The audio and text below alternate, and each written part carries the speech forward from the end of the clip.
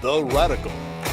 Fundamental principles of freedom, rational self-interest, and individual rights.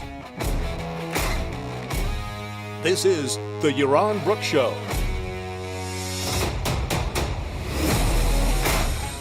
All right, everybody, welcome to Yaron Brook Show. This Monday evening. Hope you're having a good week so far.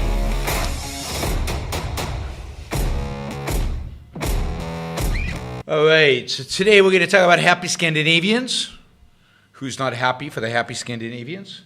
We'll talk about why is it that the Scandinavians score so highly on happiness studies. I mean, you can't have a debate about anything, including about socialism, without people saying, yeah, but the Scandinavians, they're so happy. So we'll ask the question of, are they happy? How do you measure happiness? Particularly, how do they measure happiness in this particular happiness score that I'm going to refer to, where Finland is number 1 and like Denmark, Iceland is number 2 and Denmark is number 3. I see a correlation with cold weather. Maybe that's it. Maybe they're happy because it's cold. Anyway, before we get to that, we're going to talk a lot about that. And it's an opportunity also to talk about some positive stuff, because we can talk about, we can also talk about what happiness, and how one can achieve happiness, and in what things one should mimic the Scandinavians, and in what things one should not mimic the Scandinavians. And I think the not will be higher than the things to mimic. All right. Before we get to that, though, I want to kind of talk a little bit more about a topic I talked about really all weekend, and the criticism I've heard of me, which I want to respond to quickly.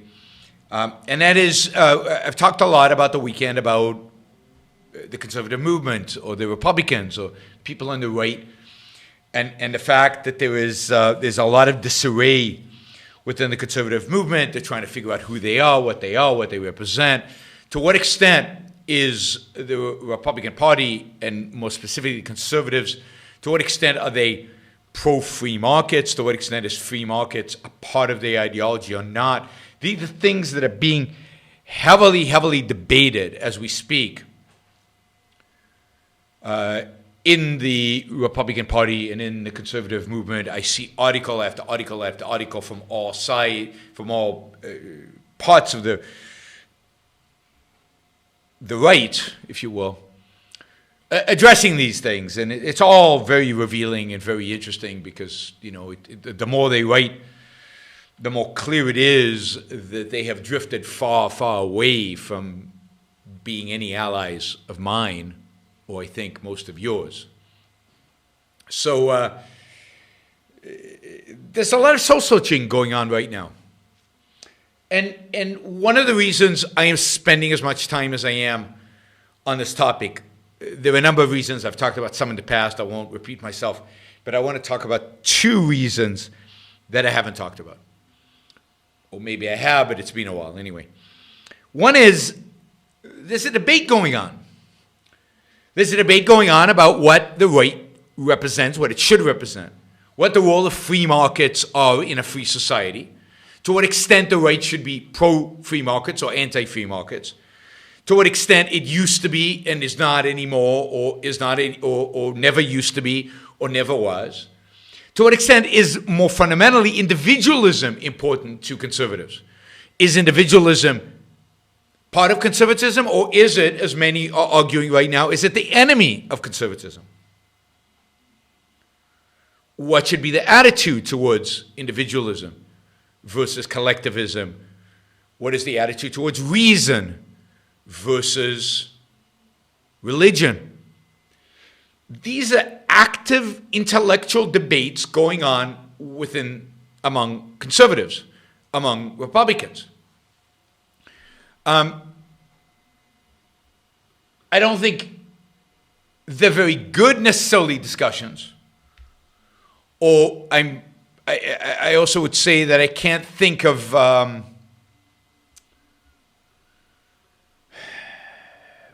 would I put it? they're not inspiring right now in terms of positive arguments, in terms of, you're seeing very, very little defense of individualism, capitalism, freedom. But the debate is happening. It's an intellectual debate. There's no debate going on the left. There is a little bit about critical race theory, stuff like that. But as I said yesterday, there are lots of people dealing with that. And I have dealt with it, and I've dealt with it a lot, and there's just only so much you can say about the ridiculous nature of critical race theory. And there's some wins happening. I don't know if you saw this just quickly on critical race theory. A school district in Texas, in Dallas, relatively affluent neighborhood, that voted for Biden in the last election in Dallas, in Texas, has overwhelmingly elected anti-critical race theory representatives to the school board. Indeed, from what I read, not a single pro-critical race theory person got elected. This is in a Biden district. Well, maybe it was Trump and then they cheated and it became Biden's, but assuming the election was fair. In a Biden district, and yet they went all out anti-critical race theory. Critical race theory is not an ideology that is going to sweep across this country and get people excited. It's damaging in lots of ways, particularly to individual lives. It's damaging in lots of ways by eroding the meaning of true civilization and the meaning of eroding, I think, the progress that is being made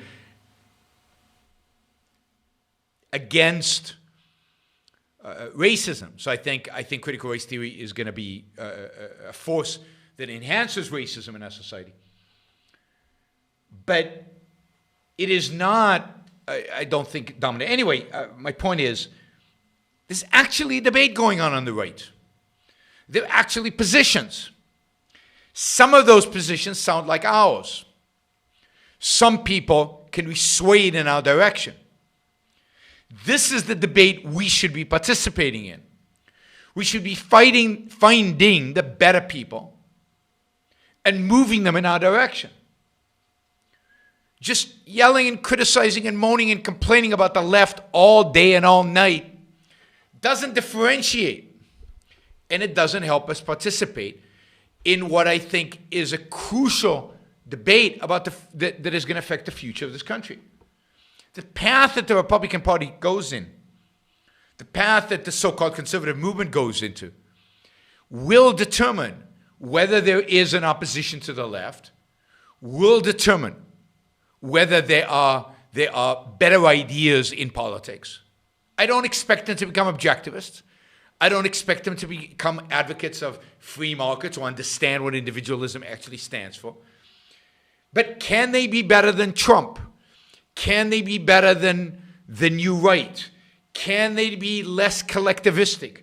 Can they be more on the access of free markets? Or are they going to land up like, what's her name from yesterday, Lawrence Southern? So the debate on the conservative side is crucial. It will determine the future of this country. And I view myself as participating in that through you. The second reason I put so much emphasis on this is that I have little worries that objectivists or fellow travelers or people who think they're objectivists or just people who follow the Iran Book Show or maybe follow the Ayn Rand Institute or whatever. I have a little worry that any of you are going to be influenced by critical race theory and become rabid leftists. But I have seen many of you become new rightists. I have seen many of you become alt-rightists.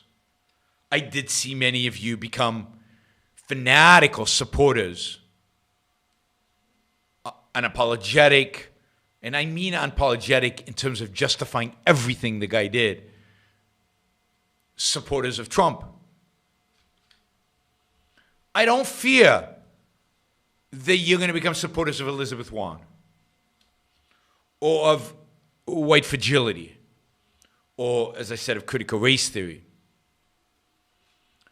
But could you become supporters of Josh Hawley, of the alt-right, of Lawrence Southern?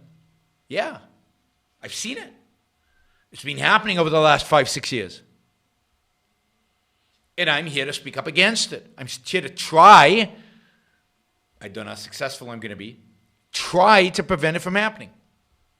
So I know some of you, Apollo says, not me, not me. I know you're just going to have to bear my preaching, my arguing, my attacks on the right.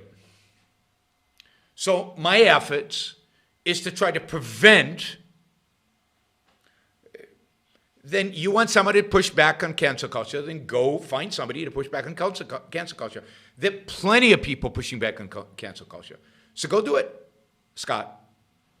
A lot of people are here to hear whatever it is that I'm talking about, and I think the evidence of that is the support I get on the super chat, on the monthly contributions, on the show sponsorships. Now, maybe I'd make more money if I attacked cancel culture, but go do it. Whoever does it will take over the right. Great, then go. Lindsay, what's his name? Something Lindsay has been attacking the cancel culture nonstop. Is he going to be the dominant force on the right? I doubt it. I doubt it. Anyway, I'm going to push back on cancel culture in proportion to what I think it requires, in ways that differentiate us. But my bigger concern is that you are tempted by the right, that you are tempted by collectivism, that you are tempted by statism, that your hatred of the left causes you to become irrational. And I see that on this chat all the time. So that's the enemy. That's what I'm going after.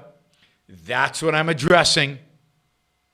And I hope I hit a nerve. I think I hit a nerve before, as Valdrin says, because that's the reality. So I am fighting the right.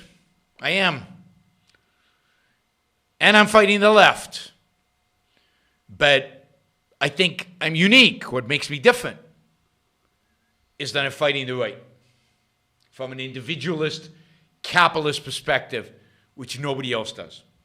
Everybody else who fights the right does it from a leftist perspective, from a collectivist perspective, from an altruist perspective.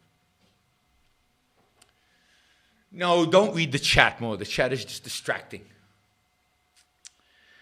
One of the things that is being discussed right now among conservatives is that Biden's speech represents a low point for the influence of free market thinkers over since the 1970s. Say 1970-something, early 70s.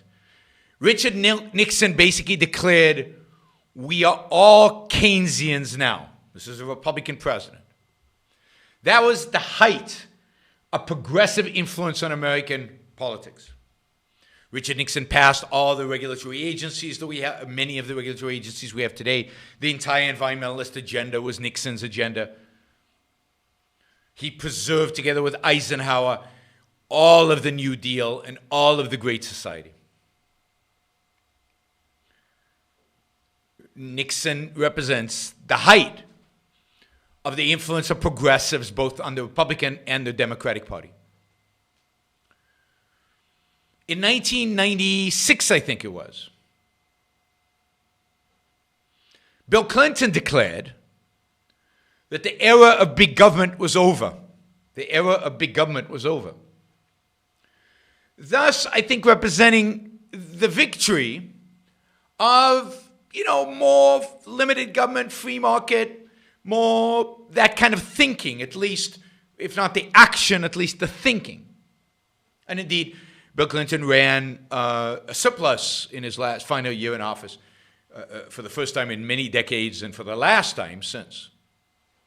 As a consequence of this kind of thinking, mainly because of pressure from Republicans in Congress, Republicans who were dedicated in those days to trying to limit government, trying to limit spending, at least pretending that they were free markets. So it's the influence, right?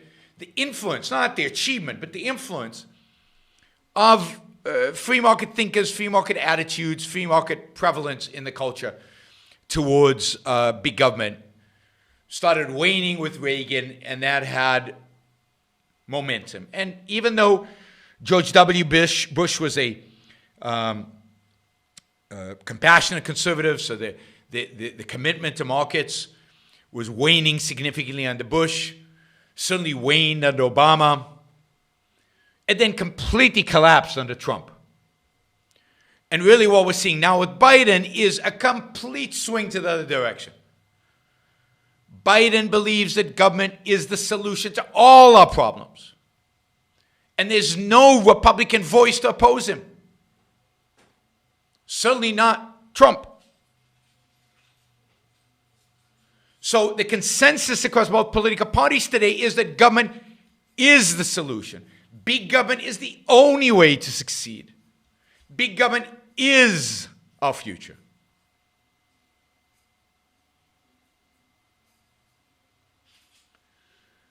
So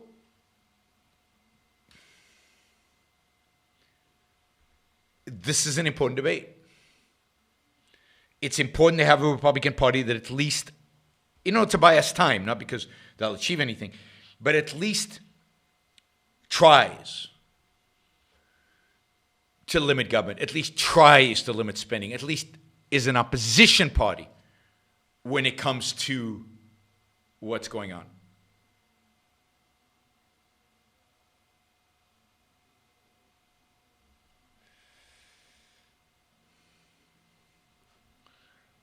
All right.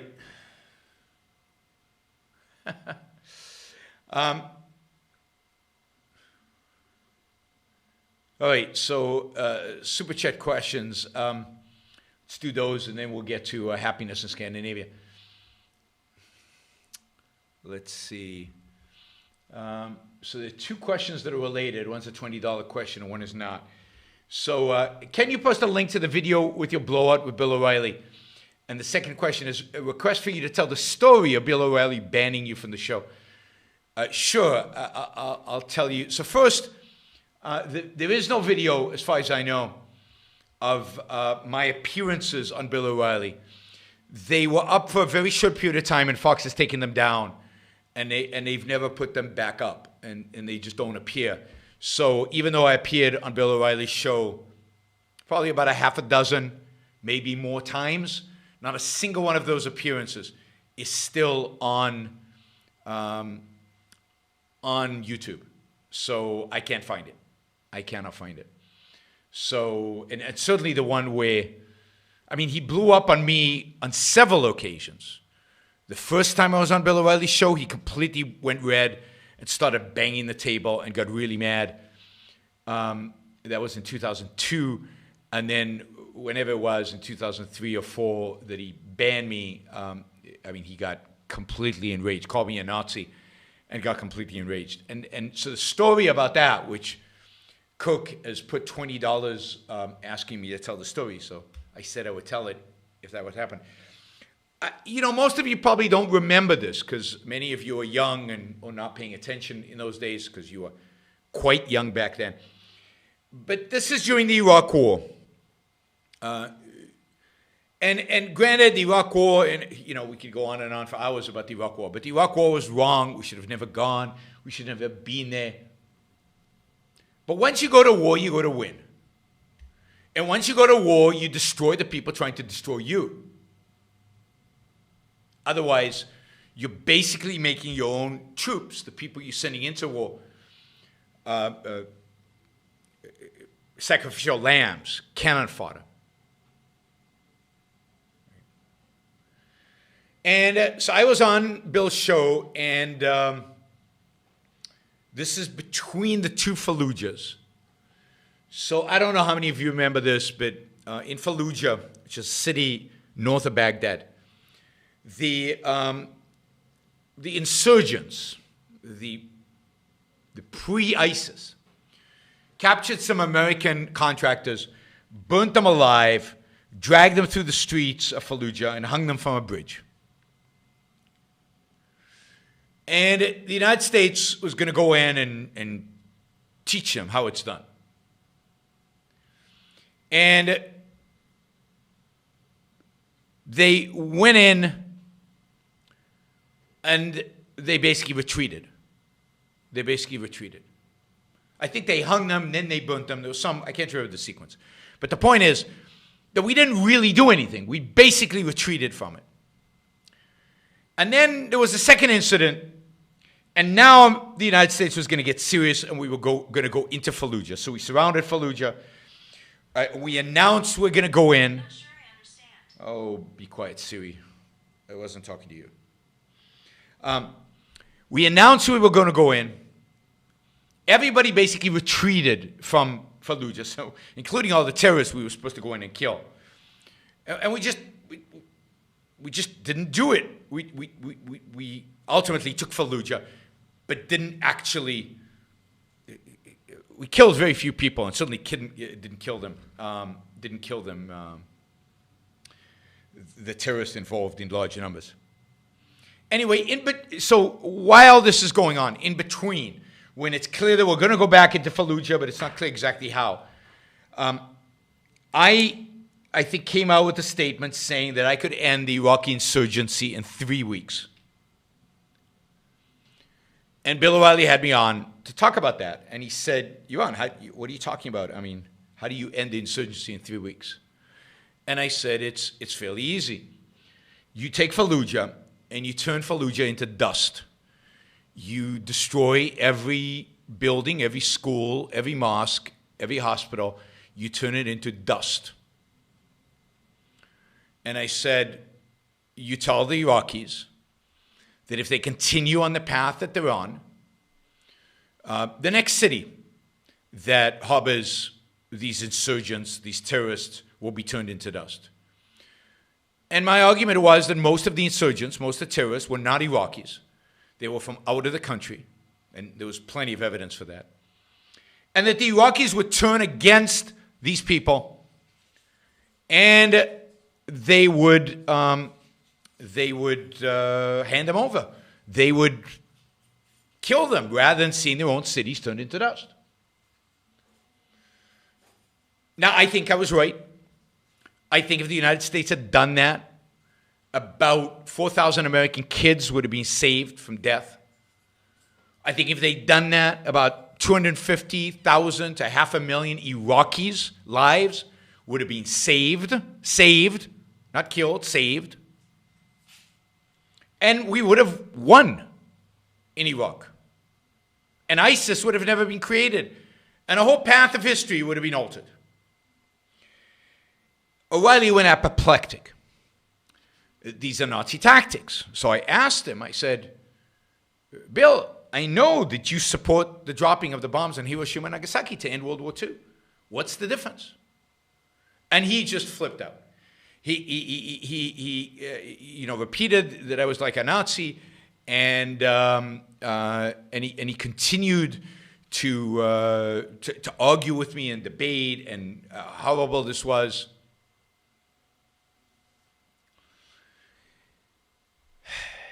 And I was never on the show again. I mean, he looked bad. By the way, 2 months later, he wrote an op-ed that basically said what I had said, that basically agreed with me. But on the show, he treated me like I was some completely crazed out maniac. Now, I think I came across well because I was calm. I was straight with him. When he yelled, I yelled back at him, but not in some crazy sense. I just stayed with him. So I think it's too bad the video's not out because I think I came across really well in the video, arguing to save the lives of Americans, save the lives of Iraqis, and get this war over with. So that's the story of my last appearance on Bill O'Reilly. And he never had me on. And we would call the producers, and sometimes the producers, yeah, this would be great. You're really good at this television thing you're on. We'll have you on. And then they'd go and talk to Bill or talk to other producers, say, oh, sorry, can't do it. Can't have you on. So that's reality. Okay, a couple more of the pricier super chats. What's so hard about loving classical of vernacular architecture as a manifestation of the historically unique local look and feel, beauty and harmony of a region, the kind of thing people also travel to see on vacation? It's great. I love Athens. And I love Paris. I love Prague. If you've ever been to Prague, it's beautiful. It's magnificent. It's gorgeous. I love London, where you can see different periods in the architecture. It's fantastic. But we live in the 21st century. We live in an era of different materials, of different technologies, of the ability, the skill, the knowledge to build magnificent new buildings, more efficient, more beautiful, because more attuned to function than those old buildings. Those old buildings are magnificent in the context, as you say, of the historically unique look and feel, beauty and harmony of a region and a place. But that region and place is gone, done, finished. What I love about London is right in the middle of the city of London, surrounded by this old architecture, are these magnificent modern buildings. And they're beautiful, they're not ugly. And then if you go in the outskirts of London, where they're building large condo complexes and others, Canary Row and other places, it's not ugly. They built them in really pretty. I think they're beautiful buildings, and then they've got parks and they've got water, and it's just magnificent. We can do so many better, more amazing things with architecture today. And the idea that in America we should go backwards to architectural styles, architectural beliefs, architectural materials, architectural thinking of 2,000 years ago is absurd in a time of technology and innovation and new materials and lighter materials and civil engineering having progressed to where it is today. It's nuts to then build like the Greeks and the Romans. The Greeks and the Romans, it's magnificent. And maybe even the Europeans building like that is magnificent because they rediscover it. But we're so far ahead of that. We're so far beyond that. And a model for this used to be New York with its skyscrapers and modern skyscrapers. But today is not in America. The model for this is not in the United States. The model for this is Hong Kong. And really the model for this is Shanghai. You want to see stunning architecture, stunning skyscrapers, a stunning skyline, lit up without any shame and embarrassment and global warming BS. Look at Shanghai, which lights itself up at night with all kinds of colors and these amazing skyscrapers that are modern and beautiful and innovative and courageous. And they hired the best architects in the world.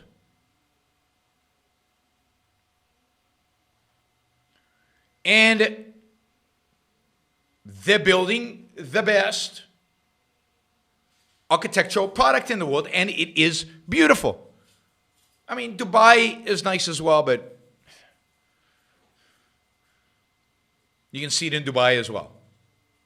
You don't so much in Saudi Arabia, because Saudi Arabia is building these massive skyscrapers with ancient Islamic themes to them, and mosque themes, and Islamic architectural themes in it, which makes them ugly, I think. So yeah, I have no problem, and I travel the world to see ancient architecture. But it's the past. It's the past. And it stuns me. I've said this about the United States of America. I'll just do a little spiel on this here because I think it's important. Americans are so boring when it comes to architecture. They're so dull when it comes to appreciation of beauty and surrounding themselves by beauty. So in Southern California, on hills with beautiful views of the ocean and hills and mountains. Americans build little Tuscan chateaus with tiny little windows, because in Tuscany, when it gets hot, there's no air conditioning the way they built a long time ago. So you have to have small windows so it doesn't get too hot inside. We have air conditioning in California. All these people who buy these homes, $2, $3, $4 million homes, can afford air conditioning. Why aren't they building beautiful modern homes with lots of glass to see the view? Instead, we're copying Italians from 500 years ago. Or if you go to Dallas or Denver, the McMansions, thousands and thousands and thousands of homes, all in the same color, all look exactly the same, all boring boxes. No imagination, no vision, no values embedded in the building that you're going to live in. The building you're going to live in reflects you. It should have a character.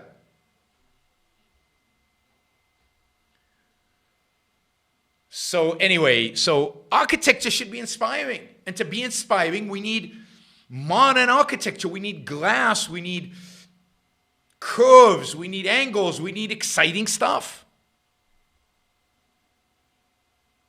Classical American wood homes are boring and dull and ugly and square, and they're not effective for this for where they're positioned. Boxy, and for the money, you'd think an innovative. You see, one of the beauties of Frank Lloyd Wright was one of the things he was thinking of: how do I create? How do I create modern architecture for the masses? And he was working on trying to build a beautiful home, an interesting home, a home that was fitted for human life. How do you build that efficiently and cheaply? And that's gone. We just build boxes. Ugly McMansions. Even if one McMansion is pretty, or 10 McMansions are pretty, or 100 McMansions are pretty, millions of them are ugly. Because they all look the same. It's like a neighborhood, and it's just one big thing with all look the same. It's like a collectivist place. Frank Lloyd Wright called them the Usonian home. Thank you, and send me and Frank. Usonian homes. And that's where the architects doing that. And I'll tell you where the architects. They're in China, or they're in Dubai, or they're in other places, but Americans have no sense for architecture, and it's sad. They used to. They used to.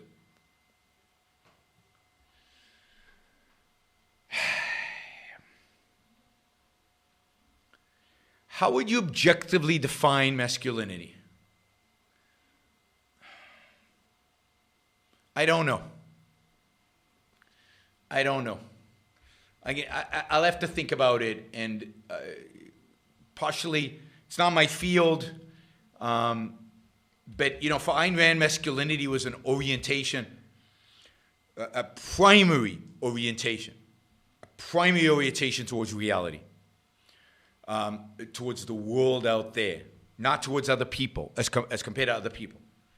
That is a primary orientation towards reality.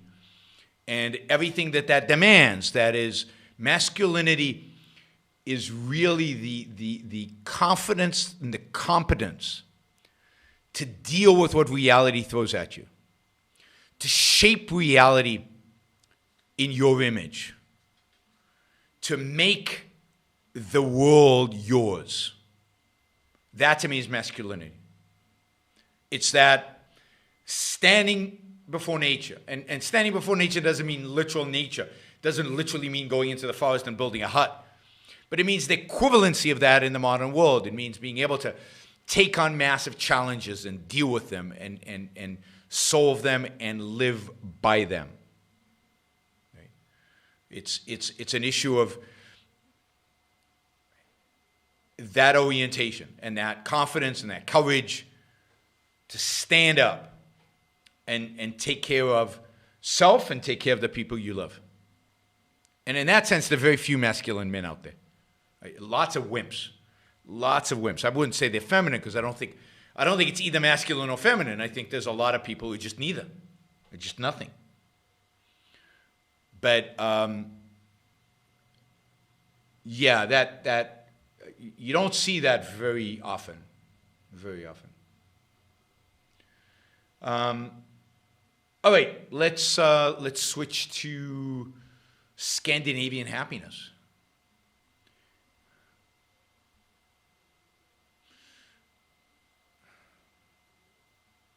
All right.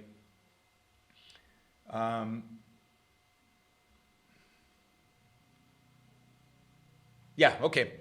So, Scandinavian happiness. We will get to all these other super chat questions as we discuss this, after we discuss this. Of course, if you would like to ask a super chat question, you can do so on the super chat.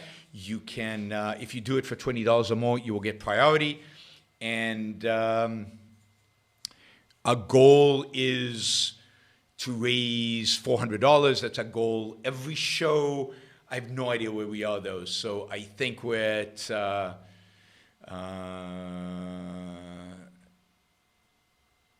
I think we're probably at 120, 130. So still a long way to go to get to the 400. So I'm counting on you guys to jump in with additional super chat questions or just with a significant support for the show itself.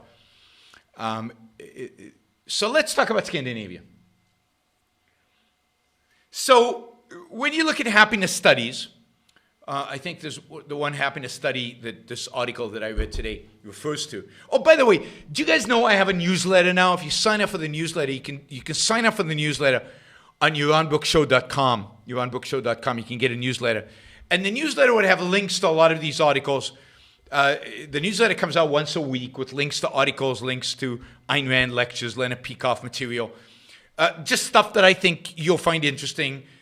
So another way to engage with me, with the show, me with you. So go sign up for the newsletter, YaronBrookShow.com. All right, so this is the World Happiness Report. The World Happiness Report has Finland, of all countries. Finland, a country I've been to twice. Coming out number one as the happiest place on earth. Number two, and by the way, it's been there 4 years in a row. Number two, right, is Iceland, which I've also been to, but only once. And number three is Denmark. My guess is that Sweden and Norway are not that far behind. I don't know.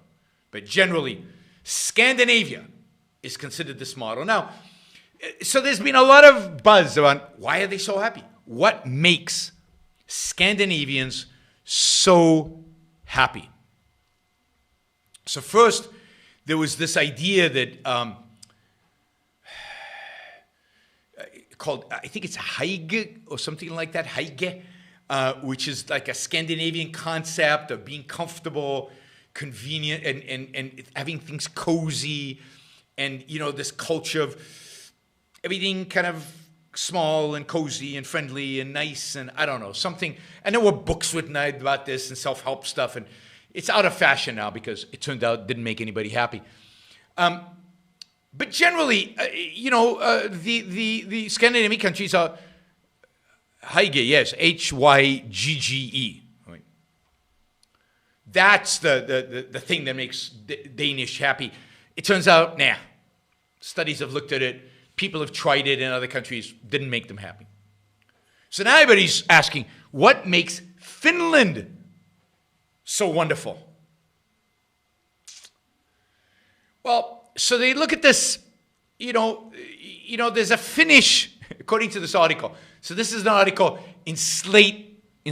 Now, Slate is something I don't think you guys even read. So this is the beauty of you listening to your own book show, because you get the good stuff from Slate, not the garbage. So according to this article written by a Finnish woman, the Finnish spiritual equivalency of hygge is called kalsaurikanit. I need Anu from the Ayn Rand Institute to pronounce it. Kalsarikanit. I have no idea what that means. How to pronounce this thing. Anyway, Kalsarikanit. And this translates as pants drunk. Pants drunk. Which refers to the practice of binge drinking home alone in your underpants. Now, that cannot be, I mean, and I say this seriously, that cannot be the secret to a happy life. And yet, this is what the Finns are known for. Getting drunk at home, alone, naked, or in your underpants. Now, Finland has a reputation for being quite amazing in many respects, right? Finland supposedly has the best educational system. I'm skeptical. And so are the Finns, by the way. They have the lowest levels of corruption. That's probably true. Scandinavian countries generally, Finland in particular, probably have very low levels, maybe the lowest level of corruption. They have the most sustainable economy. What does that even mean? And they've got all kinds of other stuff that they're supposed to be really, really, really good at that is they're probably not that good at. Yeah, I think skiing and shooting, they're very good at skiing and then shooting in the Winter Olympics. So, when even the Finns don't really believe the story about them being the happiest people on the planet. So when a cabinet member of the Finnish government was once introduced at an international conference as, quote, the representative of the happiest country in the world, his response was, quote, if that's true, I'd hate to see the other nations. Right? Now, this whole idea of the Finns being happy is pretty ridiculous. How do they measure happiness? And first, if you go to Finland, they were brooding. They never smile. They're not very emotive. They're not very expressive. They're shy and depressed. And they're pretty proud of it. So how can they be the happiest people in the world? Well, let's look at the methodology of the World Happiness Report. So this is what the World Happiness Report, it doesn't ask them about being happy. Because that's a biased question. You don't ask people, are you happy? You try to tease happiness out of their other answers. And here, the key is one question. A question they take from Gallup. And this is the question. So let's say there's a ladder with 10 steps, numbered 0 to 10. The top rung, 10, represents the best possible life for you, while the bottom rung, 0, represents the worst life for you.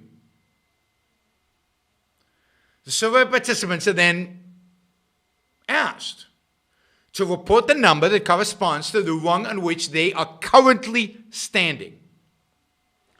So do you think you're in the worst kind of world condition or the best possible to you?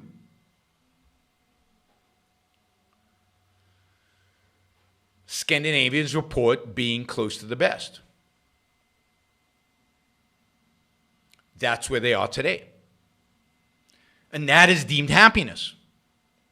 Happiness is if your actual life circumstances approximate your highest expectations. But there's, of course, a major flaw here. Right? A major flaw. Doesn't that depend on your expectations? And is that indeed a representation of happiness? Is happiness about expectations and meeting them? Any expectations, no matter what they are? Now, Scandinavia, what happens in Scandinavia is that people expect to live what I have called a normal life. You remember that philosopher that I critiqued a few shows back that said, why isn't normal life not good enough anymore? Well, in Scandinavia, it is. People's highest expectation is to live a normal, mediocre, boring, uneventful, unambitious life. And they achieve that. The Scandinavian welfare state makes sure that very few people live in poverty or are homeless or that have some kind of material deprivation. Those levels are about as low as you can get in Scandinavia. People have access to education. They have access to health care. It's about as good as you can get. You know, not as good as the best, but as good. It's kind of as good as the West outside the United States offers.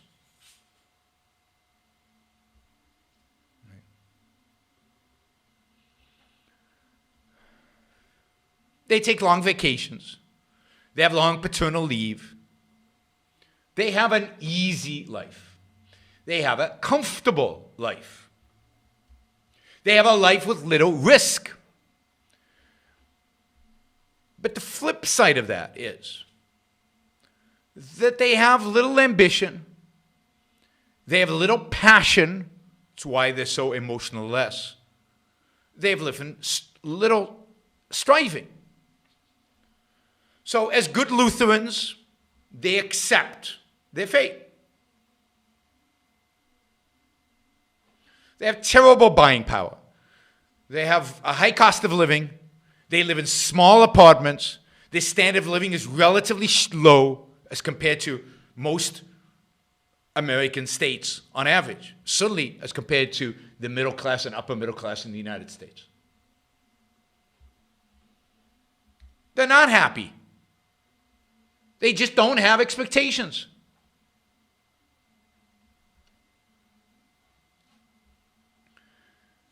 Indeed, the mentality of Scandinavians is often captured in what's called the law of the Jante, Jante. And I'm butchering all these names and I apologize.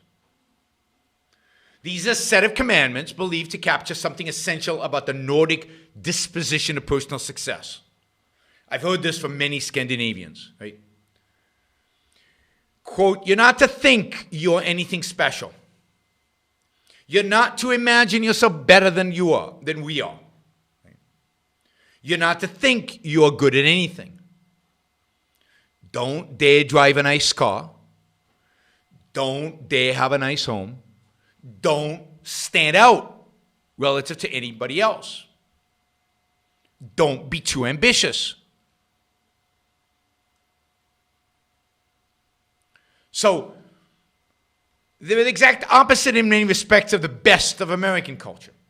They're not ambitious. They don't strive for more. They don't try to excel. They don't want more, bigger, bigger, bigger. They don't want to be successful. They want to fit in.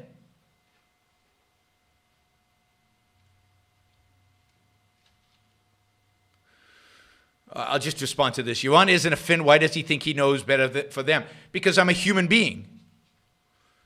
And I know better for human beings. And the principles for happiness are universal. They're not Finnish or American. I mean, this is exactly the kind of nativism and collectivism that I oppose, that Ayn Rand opposed, that you should oppose.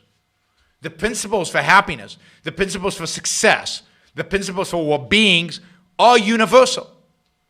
They're not based on your genes. They're not even based on your culture. They are bad cultures. And Finnish culture is not that good. Scandinavians are not religious, but they're influenced by religion. They're influenced by religion. A globalist is an anti-concept. There is no such thing as a globalist. There's no definition of it that makes any sense. A It's there to destroy universality, which is what I just described. It's a concept to destroy globalization, which means free trade. It's there to destroy positive concepts. For the Finns, Finnish culture is bad for Finns. Just like the culture of the Soviet Union was bad for the people who lived in the Soviet Union. And you can make those evaluations. The culture in Rwanda is bad for Rwandans, or for any human being. There are universal principles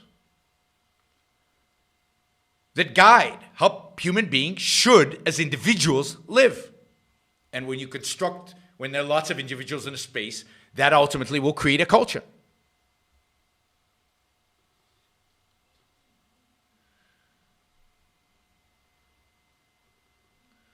So, Nordic countries give their citizens, provide their citizens. Islam is bad for Muslims. Very good. Absolutely. Nordic countries provide decent lives for their citizens. You know, again, they cap the downside. You know, one of my tests, by the way, for whether Swedish culture is good for Swedes and Finnish culture is good for Finns relative to American culture is my test that I encourage everybody, I encourage the world to try one of these days. Let's say we had complete open immigration between the United States, Finland, Sweden. Where do you think the movement would be?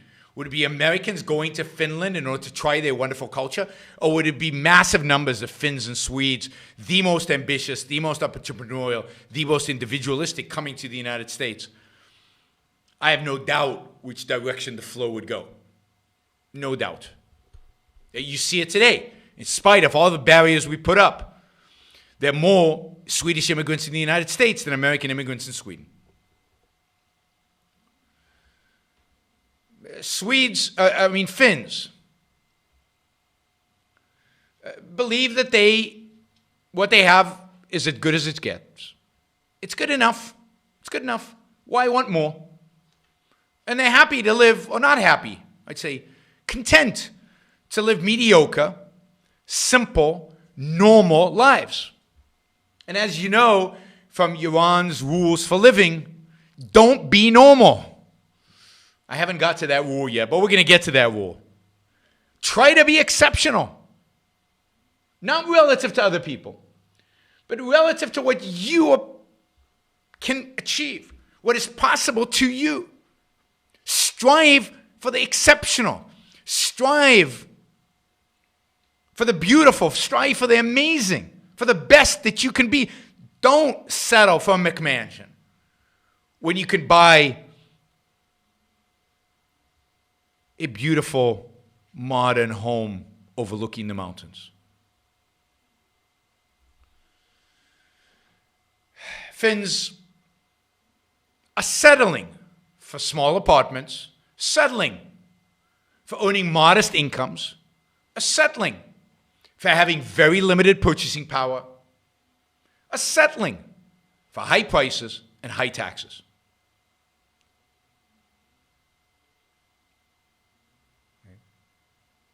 And then, of course, they're settling for living where it's freezing. God, the coldest I've ever been was in Finland. It was biting cold. I mean, I've been in places where the temperature was lower, but I've never felt so cold in my life. Maybe I wasn't wearing enough clothes. I don't know. But it was 0 degrees Fahrenheit, minus 23, 24 centigrades, I think, or more. But 0 degrees Fahrenheit, and it was so cold. I thought I'd walk around Helsinki because I'd never been there before, and I lasted 10 minutes outdoors. 10 minutes. The fact that people are satisfied with what they have doesn't mean it's good for them. And if they're socialized to be generally satisfied with stuff, then they're satisfied. Americans and Israelis are never satisfied. It's what makes them entrepreneurial. It's what makes them ambitious. And I think at the end of the day, what makes them happier. If they could get rid of the guilt that their cultures inflict on them.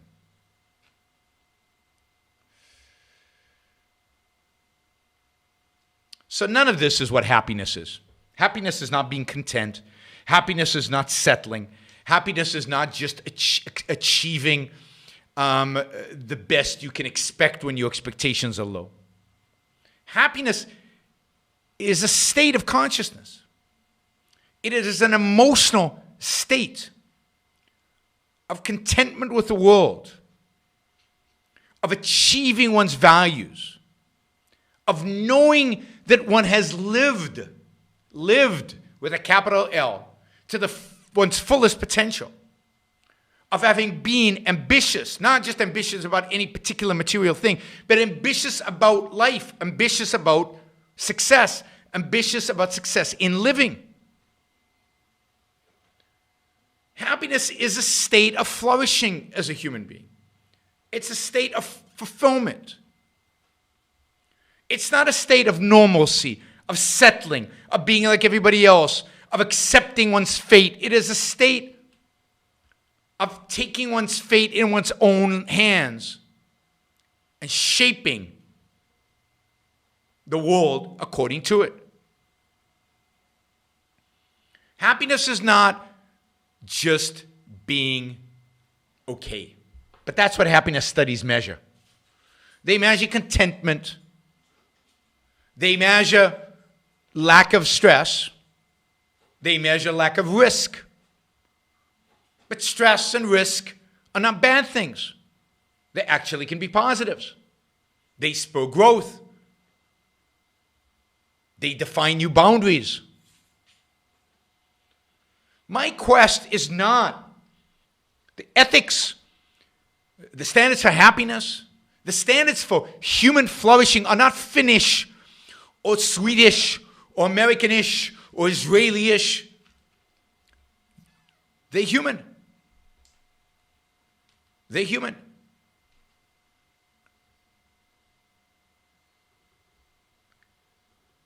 There is right for all humans. There is goodness for all humans. There is justice that is universal.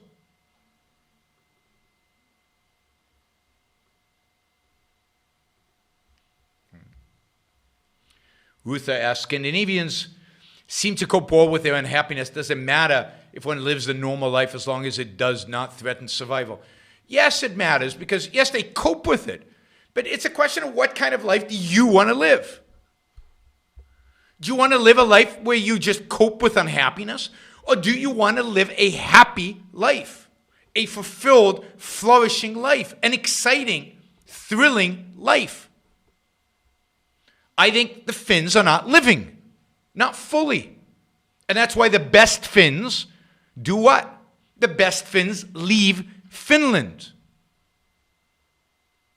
The best Finns leave Finland. And this article that I read you from, and I read quite a bit from it, was written by a Finn who's left Finland. And this is what she writes. So this is somebody from Finland, she writes. But is this really what we mean by happiness? Right? If it is, maybe American parents should stop encouraging their kids to aim so high and suggest more realistic goals. Quote, one day, sweet Riley, you too can be president of the Homeowners Association, unquote. I'm not sure I agree. If that's happiness, count me out. My definition of happiness includes joy, love, and meaningful engagement with people around me. The reason why I decided to stay here in the United States, despite a couple of efforts to return to Finland, is because I like it when people smile, laugh, and yes, even talk to their neighbors. It makes me happy. Now, I think she's got happiness wrong too, right? Because I think, yes, smiling, joy, love, where's productive work here? Where's ambition? Where's all the rest? But okay, but at least she gets it that settling, being dull, being boring, being gray, being antisocial, drinking alone is not happiness.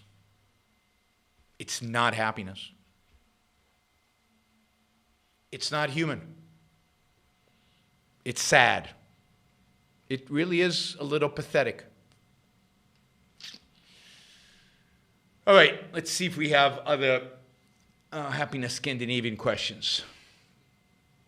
I think it's pronounced Hayugo, something like that. More importantly, reminder the New York City dinner offer still stands. Restaurant is Rosella in the East Village. Yes, I might be coming. All right, I'm writing it down. Well, I know I'm just going to copy this. I'm likely I might be in New York in June. So early June. I'm targeting early June for like a few days, get some work done. Hopefully, if people take meetings in the city, then I'll be there. And you can just join me and the two of us can have dinner because my wife probably won't be with me, so it'll just be me. A culture that shames individualism is prohibitive of a happiness. I agree completely, and that's what scares me about the United States of America. When we start shaming individualism, we're heading down that path of denying happiness to people. Don't forget, I've got like 5 or 6 more questions. If you want to ask a question, Super Chat is open, and $20 gets you priority. But I will finish this one on Scandinavia. Scandinavian, I did this. They seem to cope. Yeah, but who wants to cope? I don't want to cope. I want to live. And living means sometimes it's hard. Sometimes you suffer. Sometimes you fail.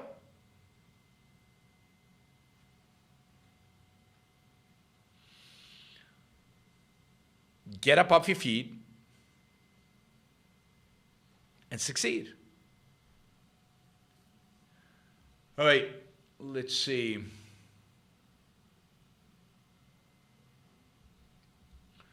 I am working a job, but it is not my passion. I try to work on my true passion after work, but I am often too tired. I fear if I quit my job, I would not be able to make it. And if I don't quit, progress will be too slow. Advice. I mean, you're making assumptions there that I don't have the data to challenge. But I would really think about, are these your only options? Is it true that the only option is to continue the way you are right now, which is a dead end, it seems like? To quit your job and not make it? Are those the only 2 options? Are there other jobs you could take where you could make it and have enough energy to do your passion? Is it possible that you can convert your passion into something you can make money at? Are you sure that if you quit your job, you won't be able to make it? Why not? Do you lack knowledge? Do you lack confidence? What is it that makes you fear quitting your job? So I just think there's a lot more info that anybody giving you advice would need, but that you need to think about. There's a lot more info you need to consider before giving up on your passion, giving up on yourself in a sense, right? So fill in the blank. Look objectively at your options and embrace risk-taking. Embrace risk-taking. I mean, hopefully we all have some kind of safety net that we can plan for. Family, friends. Hopefully none of us, if we lose our job, is going to be homeless. And maybe the first thing one should do is to work to the point where one's saved enough so that one can have that safety net. But you should take risks, particularly when you're young. And the other question is, you're working so hard that when it comes to your passion, you're too tired to do it. Are you sure it's your passion? Because I find that when I'm doing my passion, what I really love doing, no matter how tired I am, I can get it done. And I don't know how old you are, so I don't know how that affects your energy level. I don't know if there are other things that might be constraining your energy level, like the food you eat, the amount of exercise you do or don't do. All these other things. So you have to take your whole life into account, right? And not just an isolated thing. I'm too tired. Well, why are you too tired? What is preventing you from being productive? All right, we got a few more $20 super chats. It's difficult for me to see conservatives as an equivalent danger to individual rights as the left. The new right, yes, but is new right more representative than, say, Ben Shapiro or Prager of most conservatives? Well, I definitely don't think Ben Shapiro is representative of most conservatives. I don't even think Ben Shapiro is representative of Prager. I think Ben Shapiro is far better than Prager. But I don't think Ben Shapiro is representative of conservatives. He's far more consistently free market than most conservatives. Talking about grassroots, actual people. Not not just the intellectuals. Ben Shapiro is the best, within the caveat that he's also ridiculously religious, is the best among these conservatives. I really dislike Prager for a variety of reasons, but I think he's much more swami, and he's not as consistent. And, I don't think Ben Shapiro would say kind of the stuff that Prager has said about morality and religion and so on. Maybe I'm wrong, and maybe they go together. I don't know. But I think Prager is worse than Shapiro. But what I do think is that the Shapiros and the Pragers of the world make the new right possible. Give power to the new right. Now, the new right is not that powerful, you might say. I think it is, and I think it's getting there. But what was Trump? He was certainly more new right than he was Ben Shapiro. So hasn't that sense of the new right already dominated the Republican Party? But there's a certain truth to what you're saying. I don't think in terms of danger, but yeah, the left is more ambitious. The left is more passionate. The left is more engaged. The left is more active than the right is in pursuing their ideals. Ben Shapiro came to support Trump because he had no choice. He would have lost this entire audience. The same is true of Glenn Beck. They had no choice. Does Ben Shapiro really support Trump? No. I mean, after my interview with Ben Shapiro, we chatted a little bit, and he basically said, yeah, I agree with you completely on Trump. I can't say it. Because he'd lose all his influence. He would have lost all his support. So in that sense, I think he's better. But the point is that if you take the left at its word and let them have it all, and you take the moderate right at its word and let them have it all, then yeah, the left is much worse than the right. But that's not how the world works. That's not how politics works. The main danger, I believe, that the left constitutes, it's not that they will get their agenda enacted, because they won't, I think. Because I think the American people will rebel against them. The main danger that the left poses is that they will radicalize the right. They will make the right worse constantly. And you saw that under Trump. Trump made the left worse, and the left made the right worse.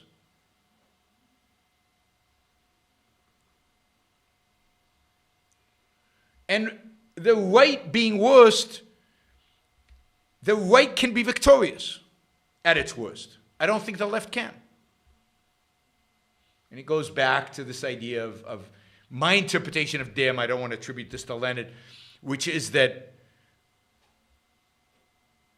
and it's, I think, consistent with, that it is religion, it is nationalism that will unite America around the flag and around an authoritarian regime.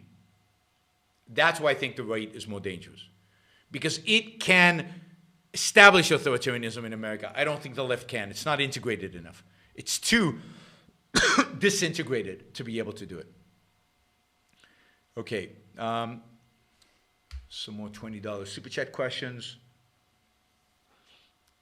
America in the 20s seems to be one of the happiest, joyous times in our history. Real optimism. Yeah, I agree. The music reflects it. It's not just America. Leonard Peikoff is going to do a session on operettas at some point. He's going to give a talk on operettas.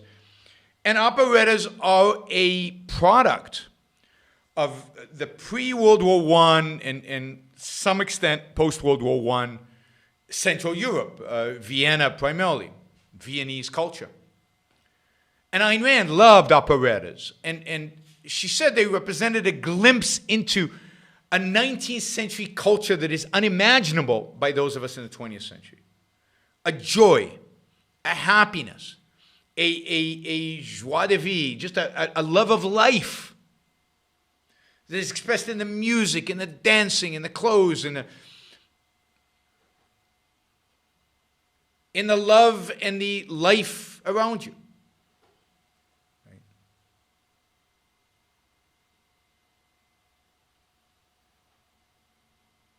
Right. So, yeah, America back then, I think World War I and then World War II. World War I destroyed the optimism in Europe. And I think Vietnam, the culture of Vietnam, the culture of the 60s destroyed optimism in America. It came back a little bit with Ronald Reagan, but it didn't sustain itself.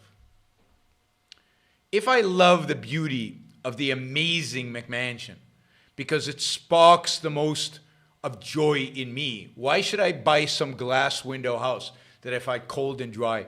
I thought you should go for your own taste and values, not your own's. You should, in the end, go with your own taste and values. I'm just saying that you should broaden your values. You should rethink why you like a boring McMansion. You should rethink why you like a house that looks exactly like everybody else's house. You should rethink your values. At the end of the day, you have to go by your taste. God forbid you should live in a house that you hate because your Ron said it's nice. That's absurd. But you should think about why you love the McMansion. You should challenge yourself about whether that love makes sense or not, whether it's truly consistent with the rest of your values. In my case, it's not. And you should think about the extent to which those values are objective or not, and make your own evaluation. I don't care, right? You get to decide where you live. But I think that an individualist who's ambitious, who wants to be happy, wants to live in an environment that suits him in an original way. I am not like 100 million Americans. I am me. I'm an individual. I'm different. I want a house that reflects that reflects my difference with everybody else. And I want that in the architecture of the house if I can afford it. I want it in the furniture. I want it in the interior design. It's in the music I listen to. It's in the movie. I want it to be Yaron's house, not interchangeable human beings' house. And I think McMansions and the decor that most Americans put in their McMansions are interchangeable. They're not individualistic. They're not special and unique. I'm special and unique. You, hopefully, are special and unique. As a special and unique human being, don't you want to create an environment that is special and unique to you? I might not like the house you choose to live in, but make it yours, not exactly the same as 100 other million people live in. That goes the exact opposite of individualism.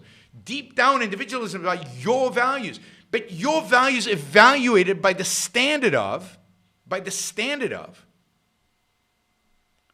your values by the standard of reality, by the standard of objectivity, by the standard of your other values. Your values have to integrate into a whole. They can't be detached and contradictory. You can't, for example, be a lover of technology and progress and advancement in every field except architecture.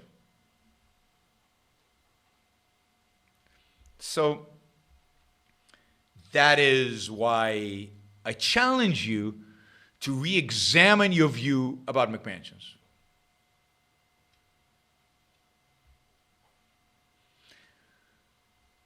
I mean, I've driven hundreds of hours through McMansion-type villages. It's just uninteresting and boring. It really is. And I've lived in the equivalent of, I think the houses I've lived in are a little bit nicer than McMansions. But yeah. The nice thing about McMansions is they're big. That's the one advantage they have.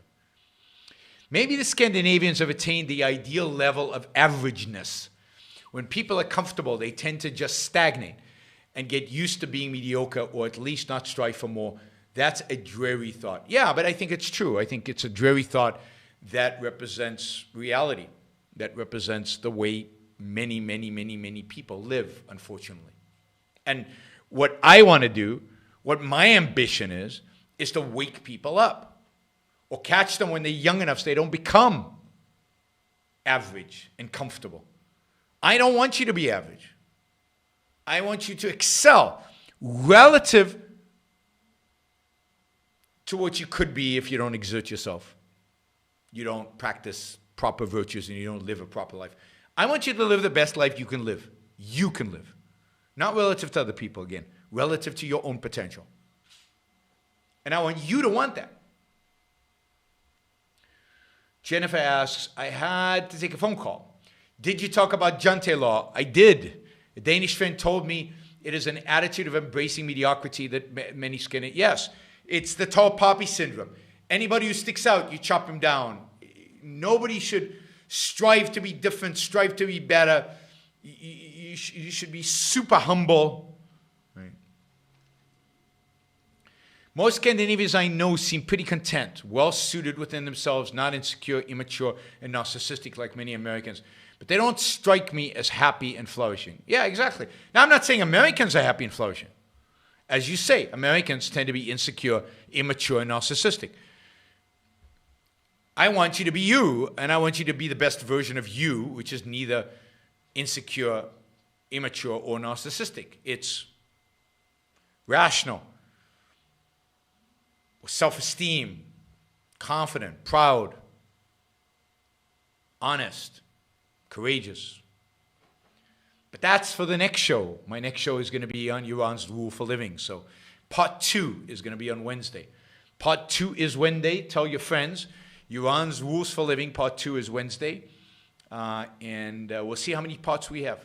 We'll see how many parts we have. I think I might have a sponsor. So I'm waiting to hear from my sponsor to see exactly what we're going to do with this Yuan's Rules for Living. A few people have said to me, Ayn Rand is unreadable. How corrupt and soulless do you have to be to have that reaction to the greatest symphony of language a human being has ever produced? Pretty bleak, pretty soulless, pretty, or just destroyed in the sense that if it's not James Joyce's distortion of language, it's not literature. Or if people can't appreciate Michelangelo's David because it actually looks like something recognizable. It's not blotches of paint on a canvas. Most people who don't respond at all are just think it's unreadable, are just unbelievably corrupt and are being corrupted. Is there a term for a person who thinks objectivism is the way to go but hasn't achieved it in his or her life? Can some bad habits hold a person back? Yes. But this is why psychology is so important. This is why working with psychologists to get rid of your bad habits, primarily bad thinking habits or bad acting habits, bad behavioral habits, is so important. Part of what it means to take your life seriously, to take responsibility for it, is to fix the problems, to fix the things that are holding you back, to engage with them. And that's what a psychologist is there for. That's why I've had Gina Golan on the show, because that's exactly the kind of thing she helps people overcome, so they can achieve the best within them. All right, the last question I have on this round of Super Chat. You're happy to have you join us if we can still do more questions. This is a relatively short show. So jump in with a question if you have one. Was it disrespectful for Malice to rib you about never meeting Joe Rogan? Had you asked for his help in getting Rogan's podcast before the taping? I can't remember. I think I'd mentioned something about never being on Rogan, that he had been on and Lex had been on, but I'd never been on. And that Joe, I think, actually, in a sense, has actively said no, that I've been recommended to Joe Rogan. He knows who I am, and or his producer does, or somebody does, and they've actively said no. So yeah, it's a little bit of a rib, but that's Malice. I mean, that's what he does. He ribs you. He pokes you. He looks for weakness. That's what he does. Right? All right. We're done. Record time, 1 hour, 20 minutes. Haven't done an hour, 20-minute show in a long time. They've been 2 hours lately. All right, so thanks, everybody. Don't forget, before you leave, there's 130 people on, only 71 likes, so don't forget before you leave to like the show, give us a thumbs up, and don't forget to press to subscribe if you're not a subscriber. We're well over 25,000, so that's terrific. We're now heading to 100,000. Don't forget to share the show. Thank you, Brian. That's great. Thank you, Stefan. That's really, really appreciate the support. Don't forget to like the show. Don't forget to support the show. Don't forget to share the show. Don't forget to press the bell so you're notified when the show goes live. And, of course, don't forget to support the show by going to YaronBrookShow.com/support. Don't forget to sign up for the newsletter at YaronBrookShow.com. Don't forget to support the show on Patreon, on Subscribestar, on Locals. And thank you to everybody who supported the show tonight and all the other nights on the Super Chat. I don't know what we got to, but I don't think we made it to 400. We don't seem to be able to make it to 400 without Alejandrina. Alejandrina is the person who drives you guys across that finish line. But I don't have your question, Frank. How did I miss your question? Where's Frank's question? Let's see if I can find it. Frank. Oh, there it is. How did I miss this question? Sorry, Frank. I know about Finnish culture from classical music. Sibelius and Rautavaara, the epic poem Kalevala, and the runners Lasse Viren Pavo Numin Diu. Yeah, I mean, I certainly know Sibelius. And if you go beyond Finnish culture to Scandinavian culture, you've got Grieg, you've got Nielsen, you've got quite a few, I'd say, romantic and post-romantic composers from Scandinavia, and that are very good and that I really enjoy.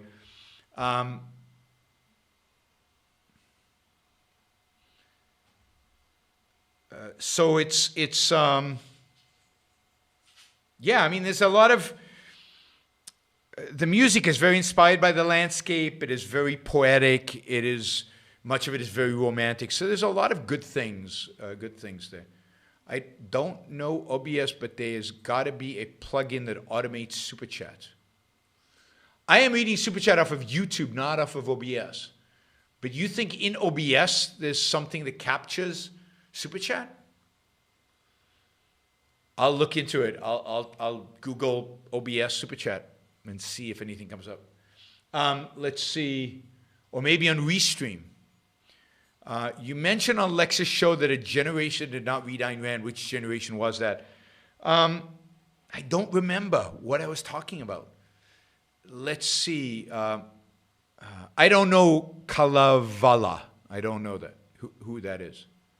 But I know Nielsen and Grieg and Sibelius, obviously. And Sibelius, I don't like his latest symphonies, but 1 and 2 are beautiful. Of course, his violin concerto is just magnificent. Magnificent. Yeah, one of my favorites. Violin concerto by Sibelius. I should give you more classical music recommendations. We should do that more. When didn't...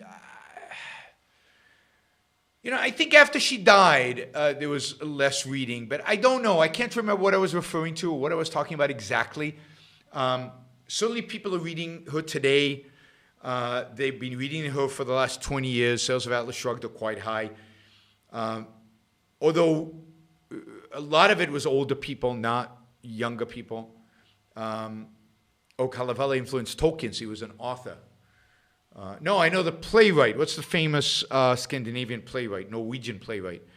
There's some good Norwegian, Danish and Norwegian sculptors too. So there's a good 19th century artistic tradition in Scandinavia. Late 19th century was a real boom for Scandinavia. I suspect they were happier then than they are now. Ibsen, thank you, Linda. Ibsen is magnificent. Kalevala is a poem. Okay, I get it. I'm learning. I'll get it. So I'm not sure which generation. I can't really. I can't recall what the context was that I was saying.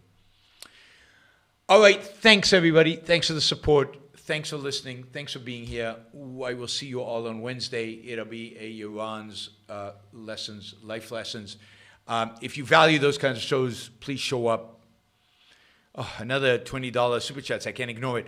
You mentioned many times that the 1980s, there was a much more positive sense of life, and I agree, but it's hard for me to tell due to rose-colored lenses of being a little kid at the time. Could you elaborate? Yeah, I think the 80s and 90s, there was Ronald Reagan really changed the atmosphere in the country. Unfortunately, it didn't go very deep. It was very superficial. But there was a can-do attitude. It was a computer revolution. It was entrepreneurship was booming. America was fighting back in terms of trade, in terms of leadership technologically against Japan and Germany. The economy was growing. Jobs were being created. Silicon Valley was coming into being. There was the whole idea of the me generation, the baby movers striving towards, bettering themselves in some way. And there was just, it's hard to put a finger on it, but there was just a very positive attitude, right? And you can see it a little bit in some of the movies. There were the yuppies. But it was after the 70s, which was probably the most depressing decade in American history, maybe. Maybe with the exception of this last decade, I don't know, given COVID and everything. But the 70s were very depressing. High crime, high unemployment, high inflation, Iran hostages. The 80s and 90s also saw the fall of the Berlin Wall, basically the victory of America in the Cold War, America asserting itself on the world stage. It's just a confidence and a boost of morale. Didn't last very long. Yeah, I saw that Bill Gates is getting a divorce. It's pretty sad. All right. This time it's goodbye, guys. We made it to an hour and a half. You kept me on. All right, I'll see you all on Wednesday.